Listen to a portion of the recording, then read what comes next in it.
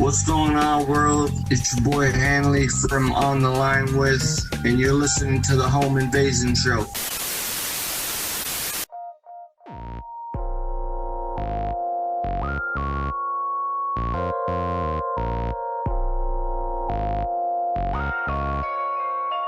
Hey, it's Livin Large of the Home Invasion Show, and I'm here kicking it with my man Hanley. Hanley, why don't you tell the listeners who you are and a brief history that's on yourself? What's going on, man? I appreciate the opportunity. My name's Hanley, like you said. I run a podcast right now called On the Line With, a YouTube mini-series called Rum Chats that I put out under On the Line With as just to showcase artists around the globe. Basically, I get people from all over just to come on the Rum Chats channel and promote their music, just because I like seeing people get showcased, because I know as my past as a hip-hop artist, when I was making music, it wasn't always easy getting a good promo, you know what I mean? So I know how that struggle is. So I'm just out here doing, and the podcast is an arts podcast where I showcase a lot of local hip-hop and as well as others, and as well as we speak about mental health. So it's just it hits close to home, so I decided to put that together and do that.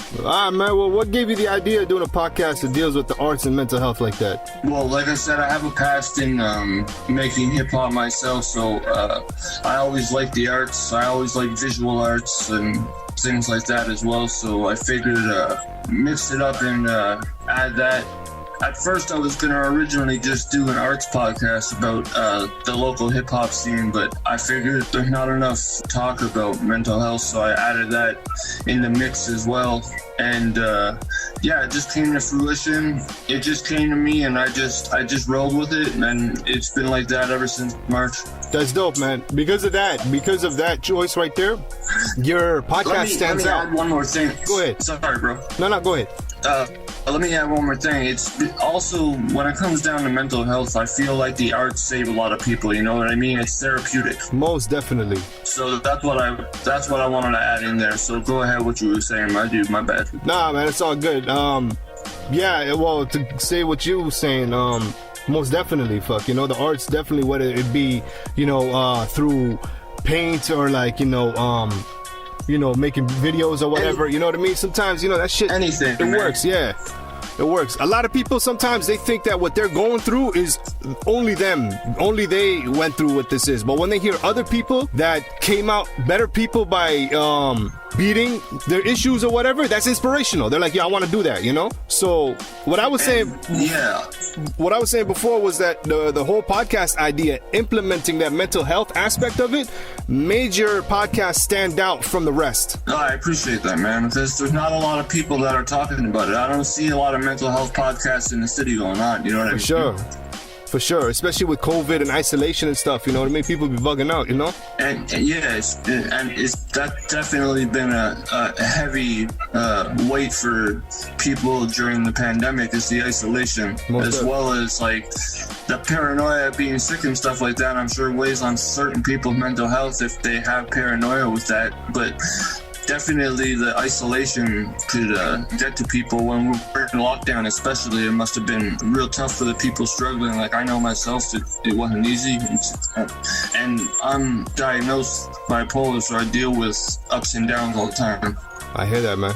Yeah, no, inspirational, brother. You know what I mean? Other people that are dealing with stuff. Like I said, it hits close to home, and that's the reason, because I'm diagnosed, you know what I mean? So I relate to a lot of people.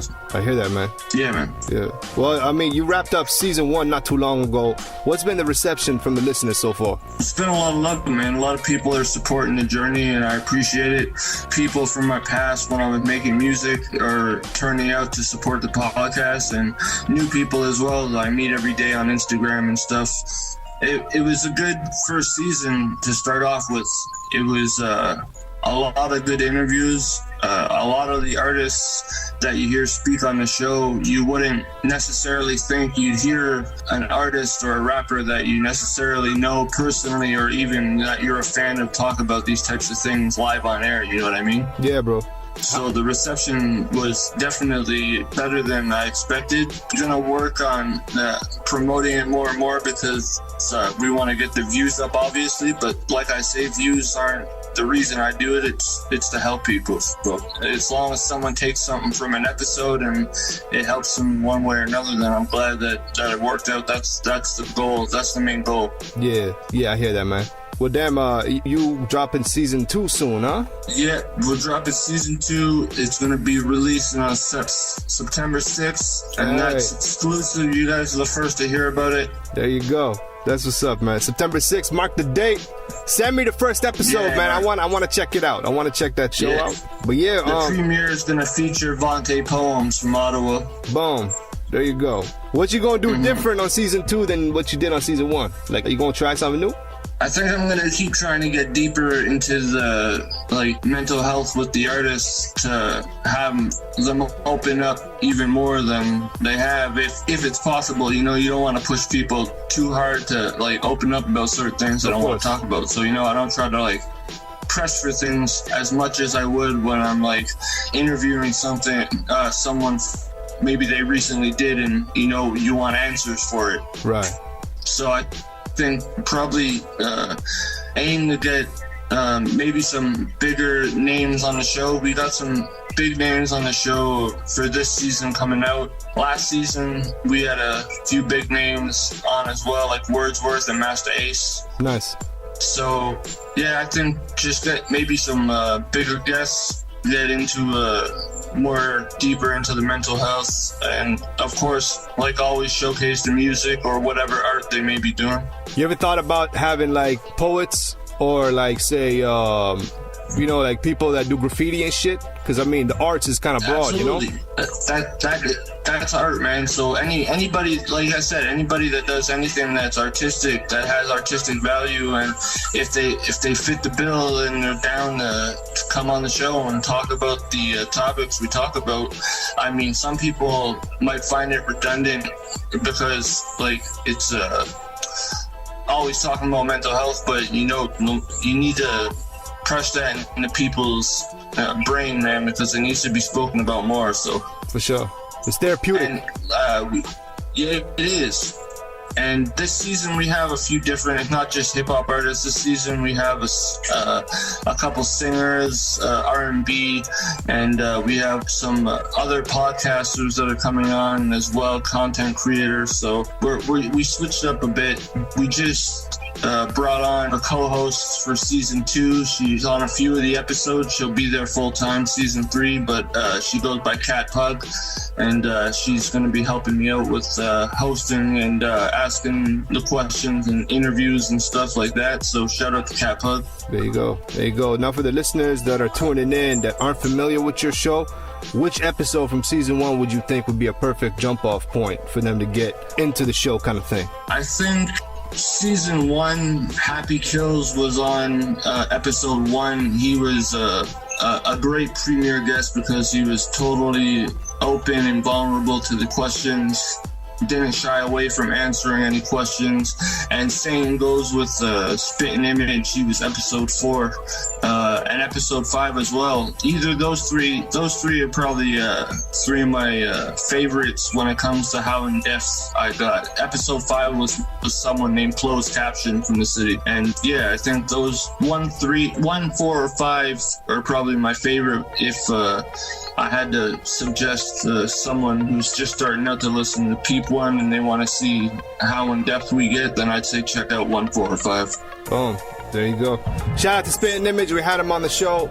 That's my guy, man. Yeah, right. That's what's up, man. Now, yeah, shout out to him and his album Arrival that just dropped about a month ago, I think. Yeah. Dope. Has there been a struggle you heard one of your guests talk about that left a lasting impression on you? Yeah, I mean, when people are open and honest like the way they are on the show, it's hard not to have that lasting impression from them, you know what I mean? Because they were just they're very open and vulnerable to your questions. You know, you're not just asking them the run-of-the-mill questions about like what they do in music and stuff anymore. You're talking about like some real life stuff. You're not just interviewing an artist now. You're interviewing a person. Exactly. It's some in-depth personal issues like that. Exactly. And you like a guest on season 2 said, you can't shit on any one man's problems. You know, they're each someone's personal problems. You know what I mean? Most definitely. Yeah, man. I think lasting impressions, I think that's the goal for me to get out of an episode. So I can't really just choose one. I think each of them had a lasting impression, to be honest. Yeah. But, you know, I'll be completely honest because I'm just honest. And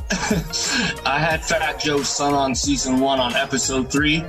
And he really didn't talk about like the topics I was trying to talk about. I had him on the show and it was my first season, so I wasn't trying to get pushed back. I put the episode out still, but there wasn't much of a lasting impression on that one because he was just talking like any other artist, you know what I mean? He was pushing himself.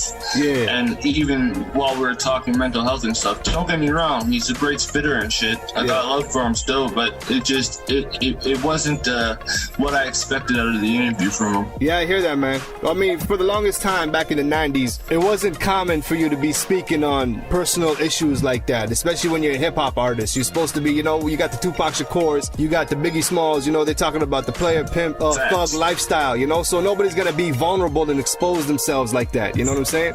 And even when they do, they get called out for it. So, you know, I guess he didn't want to expose himself like that.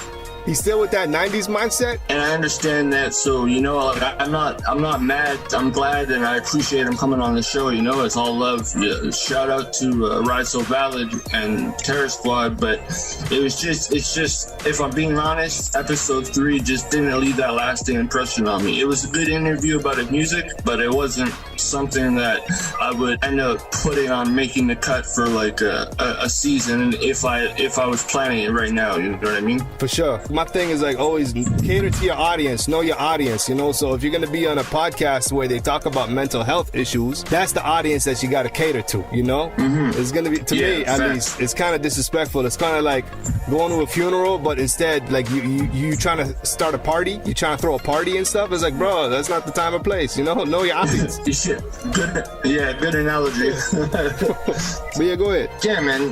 It was overall, I think if I would interview Ride So Valid again, he fit more into like the YouTube series where I just interview artists about their music and stuff, and other DJs and visual artists and stuff. Like I still bring all the different type of arts into my YouTube series, but it's been a lot of hip hop and singers and stuff. So yeah, I think he'd fit better into that type of interview than the one we did for the podcast. Hey, it's all good. Check that episode out still though. Episode 3, definitely. Huh? Yeah, episode 3 was Ride So Valid. That's Fat Joe's son. There you go. All right, so for the listeners out there tuning in to the interview that are struggling with mental health issues, what advice would you give them? Don't be afraid to reach out to people, man. Even if it's like, everybody needs to have like a full support circle that they could confide in at least one person, you know what I mean? For sure. It doesn't have to be a full circle. You don't have to, if some people don't want their news out there like that, and I understand that. So if they have to, they talk to somebody, you know, or go and get help if you're having any thoughts that you think are just way too wild for you to be dealing with, because you know one thing leads to another and you never know what's going to happen next. For sure. Now what can the listeners expect from season 2, brother? They could expect more authentic people talking about mental health and mental illness like we should be talking about it. You know, it shouldn't just be Bellette's Talk Day. You know what I mean? Yeah. We should be talking about it every day. So I think they could expect more authenticity, some more great names, some more great music, and of course some great conversations about mental health, mental illness, and how people struggled, got out of it. People are still dealing with it, how they're dealing with it. So I think they could gain a lot from the conversations that we have on season 2. That's what's up. If you could describe the show with one word, what would it be, brother? Authentic. I like that. Authentic. I like that, bro. All right. I'm not going to take up too much